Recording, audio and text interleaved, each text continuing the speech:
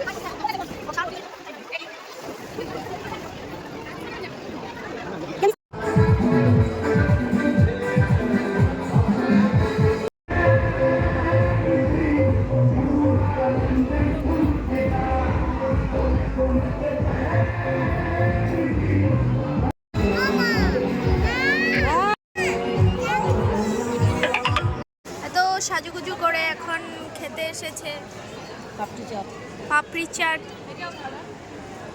जैसी न कोई नजर शादी जोड़ा पहन के आई जो बन बन के वही तो मेरी स्वीकार है तुम्हारे से बगल में जो बैठी है दुल्हन के वही तो मेरी स्वीकार है शादी जोड़ा पहन के आई जो बन बन के वही तो मेरी स्वीकार है तुम्हारे से बगल में जो बैठी है दुल्हन के वही तो मेरी स्वीकार